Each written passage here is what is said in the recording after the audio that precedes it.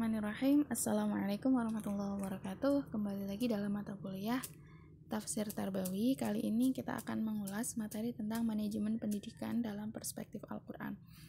Melihat kata atau mendengar kata manajemen tentu menjadi suatu hal yang tidak asing. Manajemen ini bisa berlaku pada manajemen secara umum, yakni di lingkup usaha atau perusahaan. Sementara secara khusus di sini kita akan mengulas tentang manajemen pendidikan. Nah, manajemen pendidikan ini kita masuk pada definisinya terlebih dahulu. Manajemen berasal dari bahasa Inggris manage atau manajemen yang berarti tata laksanaan, pengelolaan dan juga pengaturan. Dale ini mendefinisikan manajemen sebagai kegiatan mengelola orang, pengambilan keputusan dan proses mengorganisasi dalam upaya mencapai tujuan pendidikan. Ya, kalau berkaitan dengan pendidikan. Karena ini bersifat umum, maka mencapai tujuan saja. Nah, menurut Johnson, manajemen ini sebagai proses mengintegrasikan beragam sumber yang tidak berhubungan menjadi sebuah sistem integratif.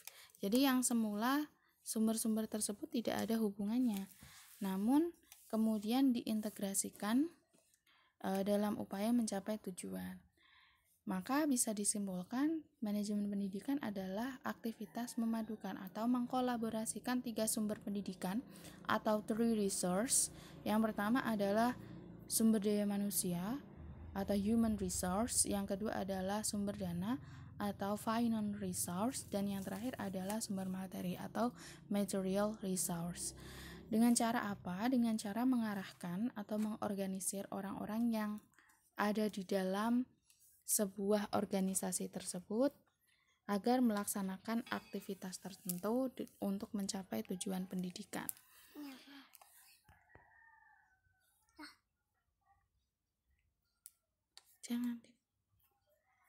Selanjutnya adalah fungsi manajemen pendidikan.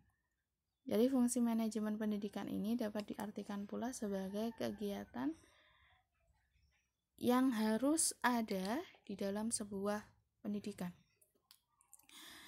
atau sedalam sebuah manajemen. Yang pertama, ini yang paling masyhur, yang paling terkenal berkaitan dengan manajemen atau manajemen pendidikan adalah teori yang diusung oleh George R. Terry, bahwasanya manajemen pendidikan, ya fungsi manajemen pendidikan setidaknya terdiri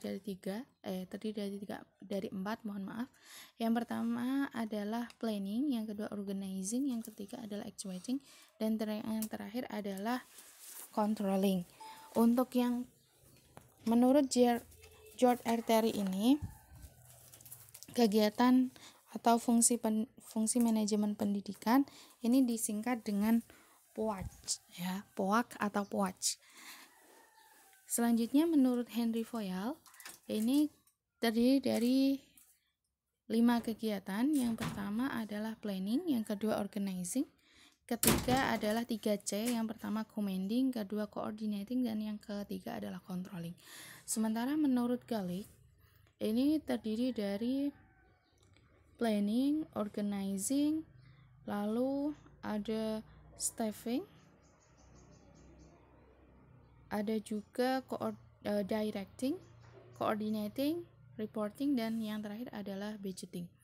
Jadi di sini fungsi manajemen ini ya beragam fungsi, dari mulai planning hingga controlling, atau dari mulai planning hingga budgeting, ini sebagai upaya agar kegiatan manajemen pendidikan ini dapat berjalan lancar.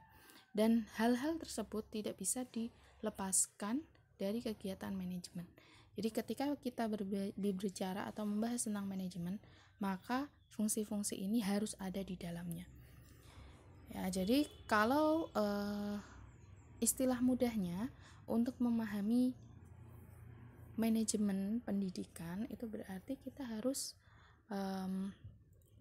melakukan sebuah upaya untuk mengelola. Nah, pengelolaan itu tidak bisa secara instan, tidak bisa secara amburadul, namun harus sistematis dan juga prosedural. Nah, untuk mencapai sistematis dan prosedural itu, maka kita harus menjalankan fungsi-fungsi yang kita sebutkan tadi. Dan untuk fungsi manajemen ini dapat dilaksanakan atau dipandu oleh seorang manajer. Kalau dalam konteks pendidikan berarti manajernya adalah seorang kepala sekolah. Jadi seorang kepala sekolah harus melaksanakan beragam fungsi manajemen ini agar sebuah lembaga pendidikan ini dapat terorganisir, dapat juga berjalan dengan baik, dan juga mencapai tujuan dari pendidikan. Itu yang paling penting.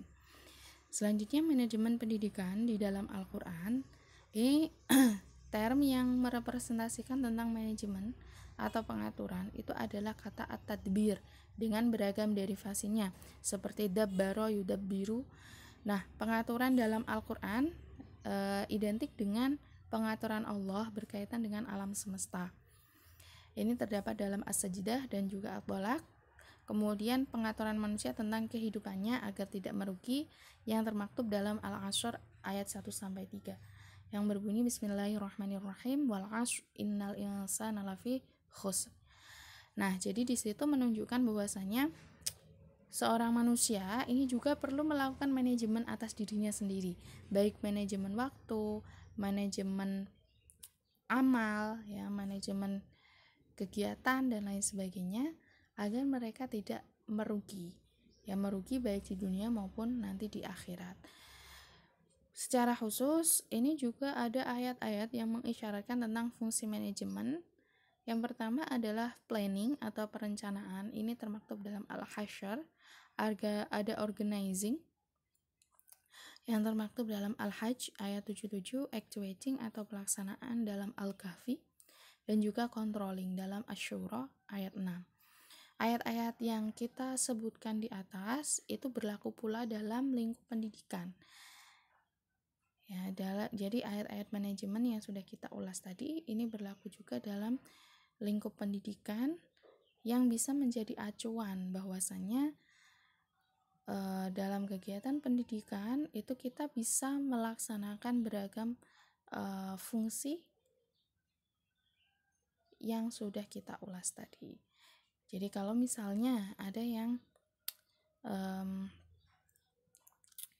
bersifat meragukan, ya, ngapain pakai teori orang luar? Nah, ternyata kita juga bisa mengambil teori atau konsep yang sebenarnya sudah jauh ada sebelum konsep-konsep yang ditelurkan oleh para ilmuwan tersebut. Nah, ini diantaranya.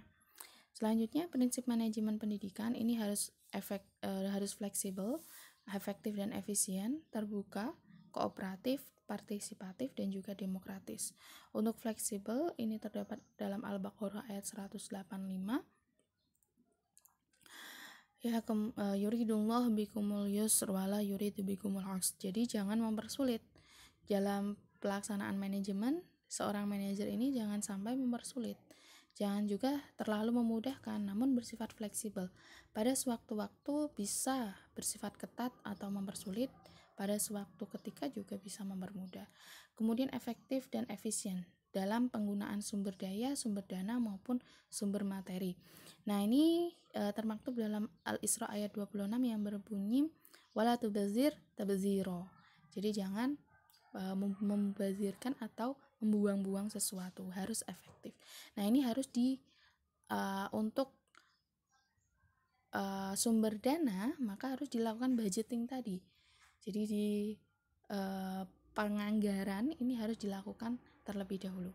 Kemudian harus terbuka, amanah dan adil. Innallaha ya'murukum an tu'addul amanati ila ahliha ila akhiril ayat. Kemudian harus bersifat kooperatif dan partisipatif. Ini termaktub dalam ta'awanu 'alal birri wat taqwa wala ta'awanu 'alal itsmi wal 'udwan. Kemudian harus bersikap demokratis. Wasyawirhum fil amr.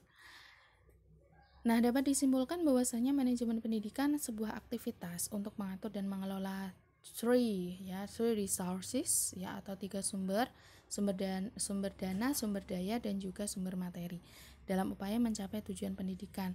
Manajemen pendidikan secara khusus di dalam Al-Quran ini termaktub dan juga terrepresentasikan dengan term tadbir, dan juga dalam konten ayat yang mengisyaratkan tentang fungsi manajemen yang kita sebut dengan POAK. Selanjutnya, terdapat beberapa prinsip dalam pelaksanaan manajemen pendidikan, antara lain harus fleksibel, harus efektif, efisien, demokratis, kemudian juga harus kooperatif. Yang ini dapat dijadikan acuan bagi manajer atau dalam konteks pendidikan itu berarti seorang kepala sekolah dalam menjalankan tugas. Saya kira itu berkaitan dengan manajemen pendidikan dalam perspektif Al-Quran. Apabila nanti ada hal yang ingin ditanyakan atau didiskusikan, kita sangat terbuka untuk hal itu. Dan saya akhiri. Wassalamualaikum warahmatullahi wabarakatuh.